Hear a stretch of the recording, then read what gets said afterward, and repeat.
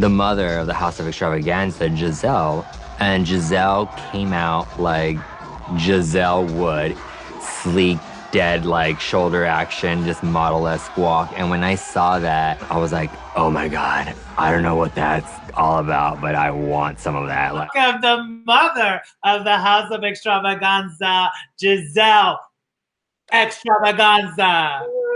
¡Qué bella! Mi amor, meet Dianne Morales. Dianne, how are you? First of all, I want to tell you that it's a pleasure to meet you. And once I heard that you were running and I heard a little bit of your background, I fell in love, and then I did some research, and that's it. I just fell in love. Well, you're Afro Latina, you know, I'm part, you know, I'm Afro Latina too, my mother.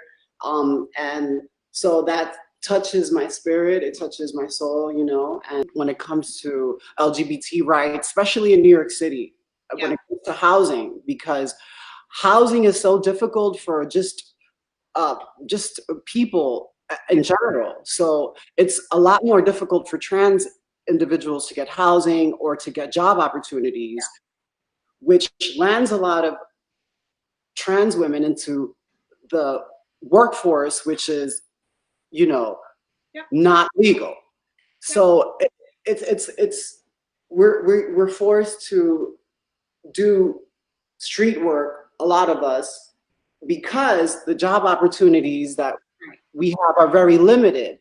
And I would like to know, since you're running for mayor, do you have any specific plan to further advance the rights of LGBT people in housing and also just in education and in the law enforcement?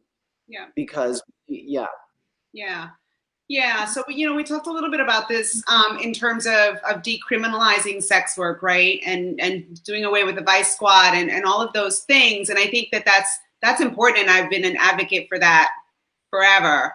I also think it's important for us to address some of the things you're talking about, right, which is like discrimination in the workplace, discrimination in housing, which we know disproportionately impact communities of color, and then you take that down, and it's, you know, then it's the trans community, and you know, it makes it increasingly hard for people to access the things that they need to live in basic human dignity, right? And so those are things that I would want to take on. I also believe in you know, putting my money where my mouth is, so to speak, and so I have always been someone who has created and surrounded myself with a very diverse community, and in my own hiring practices, right, leading by example. I think that's a big thing that's really important to me. When you look at my team, when you look at, you know, that you see yourself reflected in the people that are part of leadership, right? And so, you know, that's my vision.